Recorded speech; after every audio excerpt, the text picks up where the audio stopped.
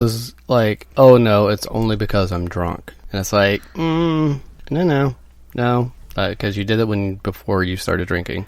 Right. So it's, but at the same time, I'm also fine with completely platonic, hugs and physical affection. So to me, that's part of the reason why I get in trouble is because, let's say get in trouble, but part of the reason why I don't realize it because that's okay too. I had friends that we would hold arms, link arms together when we were waiting in line for a movie, or she would put her head on my shoulder, whatever, because we were just that kind of way. So is that flirting, or is that platonic flirting? Is that, what is it? And so that's really heavy mixed signals. And to me, I just took the path of least or most resistance, depends on which way you look at it, honestly. Yeah. So I just shut it off, like, okay, she's just a friend, and that's it. And so that's where it stops. And meanwhile, when you're trying to take the higher road like that, the other person's looking at you going, why aren't they responding to this? Yes. I'm like throwing everything out there. I don't have any other tricks to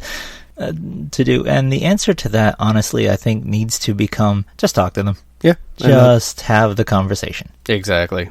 Because anything else, it's really uncivilized. It borders on dishonesty. Yeah. You're trying to get them a message without actually saying it for the reason of saving your pride.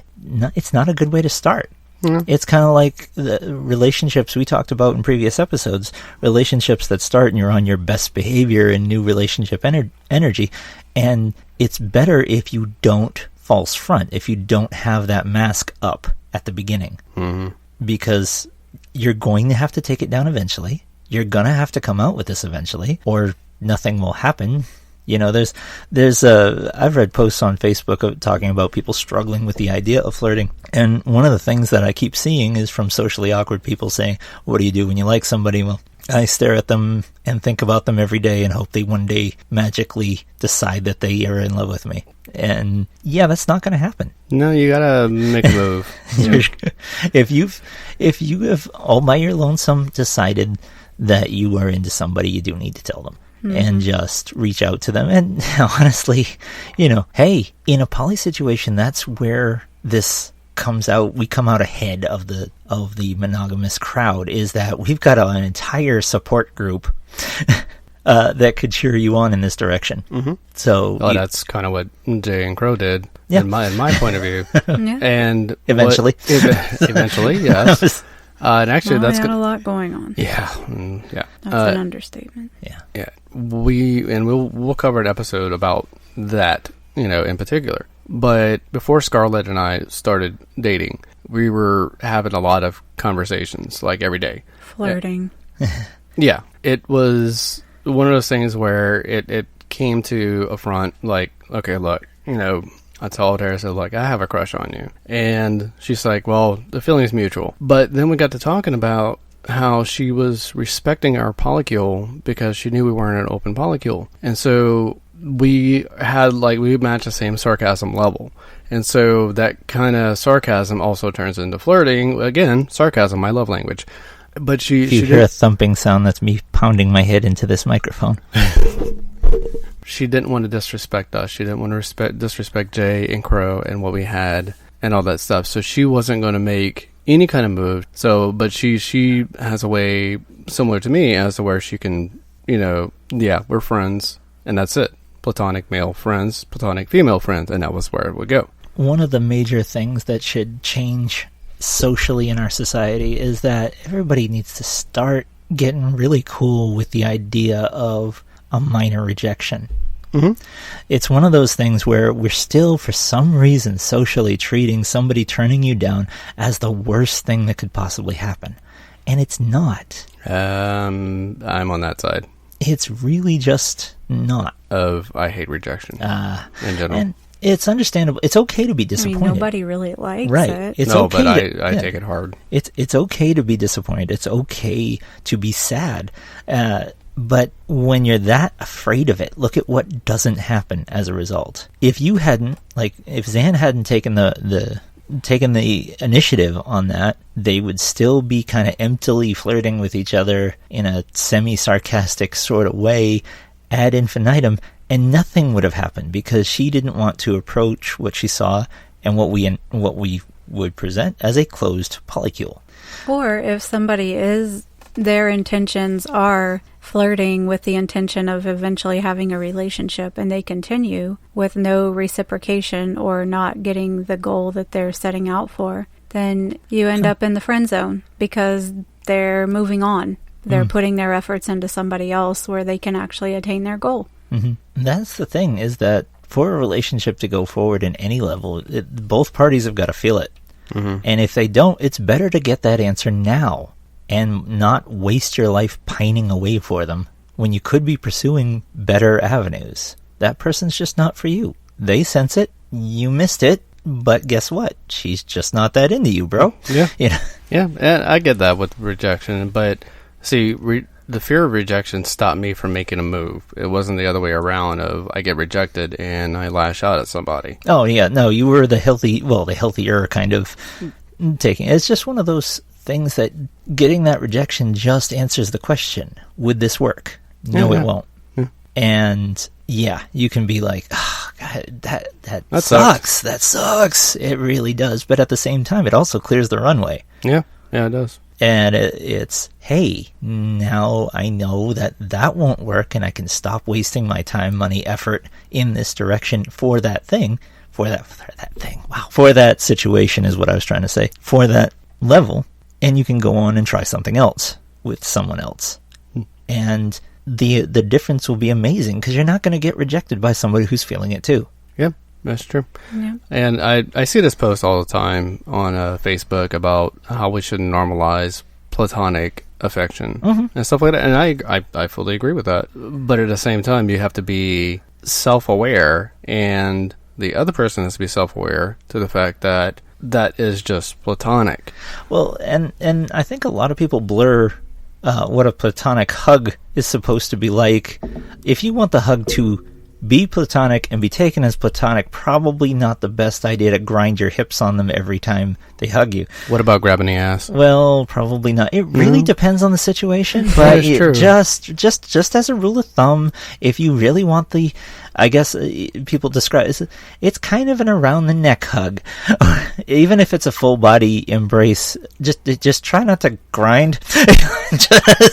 But what if you smack the ass and say go team? It's a little hard to, if you're touching personal areas, it's a little hard to be emotionally and intellectually honest and say that your intentions are entirely platonic. Makes sense. Yeah, it's just one of those things. I mean, people disagree, and there's different opinions out there on what constitutes this or that, but I would say that's what the word platonic means. Yeah, if you want casual sex, that's that, or just there's a term for that too. Casual grinding, then go for it.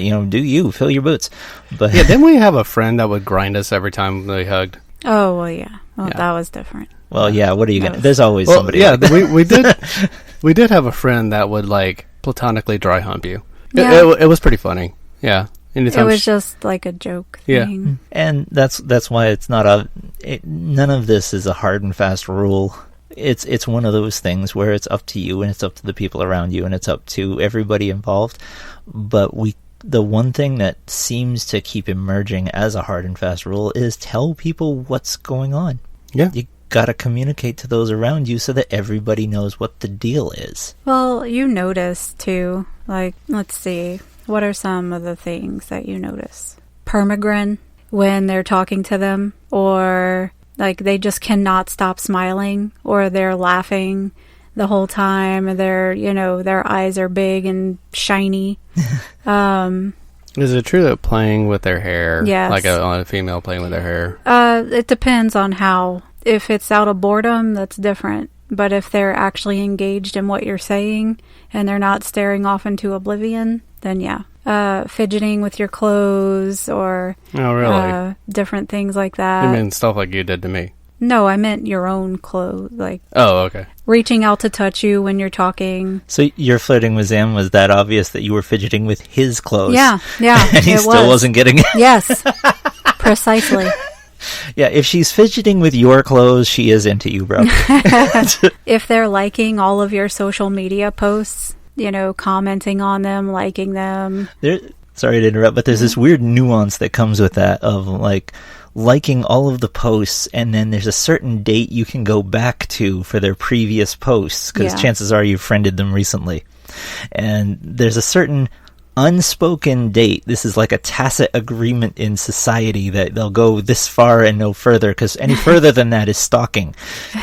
Like going back and liking a really old post, and then you realize what you've done, and you internally scream, I can't take it back. Board an airplane, move out of the country, start a new life. Change name. And you were saying? Yeah, I mean, those are all things. Adding lies to the end of the hay. No, I really don't. I do that. I don't think that's a good indication. Being overly attentive, good mornings and good nights, just thinking about all of those, during the day. Hey, I'm thinking about you. And I mean, that can totally be friendship too. Absolutely. It just depends on the way it comes about and what comes along with it. Have you told your meta good morning today? I mean, Zan is looking guilty. Because y'all were calling me out before we even started dating about that. Yeah. Yeah. I have to tell her good night. Why? If she's just a friend, why? Because she was a friend? Mm-hmm. Yeah, we know. But anyway. Well, now it's out in the open because we are dating, so I mean. Right. Well, now we can get actually honest. But fuck. Sometimes you can't help things and they just develop, especially if you're open to that, regardless of your intentions. Mm-hmm. You can either stop it or keep going forward. And it was obvious that he didn't want to stop it, so he kept going forward. But don't even deny it. And it's okay. It ended up into what it is. Yeah. And we're all good with it. So the thing is, I think a lot of people, there does need to be some onus on the flirt-er rather than the flirt-e. If the flirt-er is not aware that they're flirting and it gets brought to their attention, there is a fine line between backing off and ghosting someone. Oh, yeah. There's no need to drop off the face of the earth if you get called out for unintentional flirting. Well, or if somebody just comes out and asks you, like, hey, are you flirting with me? And then you freak out and you stop talking to them. No, I'm not flirting, I swear. What the hell? Please. Yeah. Yeah. Why would you even think that? Yeah. There's no need to get defensive. There's no need to get crazy. And there's no need to completely just disassociate from the person. Some of us really suck at even just staying in contact with people. That'd be me. It can be hard to do. It depends on how much time you've got. Some people work at jobs where they are not allowed to touch their phone at all. Some people can kind of sneak it, like I do. I have none of those excuses. And I'm just bad at it. Some people, you never see them without their phone in their hand. The thing is I've seen this thing going around Facebook especially, and it went something along the lines of, if somebody's not responding to you, but every time you see them they have their phone in their hand, that's a bad sign. I agree to a point, but at the same time, it's like, if they have that many people to talk to already, you're going to have to wait in line. Yeah. They've got that much they stuff. have kids, they have jobs, they have other things that they need to tend to. They can't just drop everything. What if they want to take a minute and actually be able to respond to you properly? Mm-hmm. Sometimes I'll text people and say, hey, I got your message. Give me some time to actually give you a proper response. Because if you're Jay, what she does, she puts so much thought into a response, especially if the response is important. Right. So she puts a lot of thought into what she sends out there. So that's pretty fucking honorable if you ask me. Yeah. Me, I usually respond and I'm like, fuck. Can I take that back? It can be rough on the other side of it, because it sounds like, okay, this silence could mean anything. And that's why I put the message that I do, because I know how that feels. Right. I know when I've been left in vulnerable suspension and been like, I just laid my heart out. Oh shit, they read it. They're not responding. They hate me. This is horrible. They're never going to talk to me again. Which leads to somebody with anxiety. Do not leave them in that situation. Well, also, there has to be a sense of governance. Yeah, with that. It's not all on the other person. No. Right, because recognize when you have anxiety. Recognize when you're socially anxious and when you may be overreacting or overthinking the situation. Because I got to tell you, it is uncanny. Because most of the time at work, I can send a quick message. I can send a quick text, not a big deal. Sometimes I can send something more in depth because I've got time on my hands right then. But it is uncanny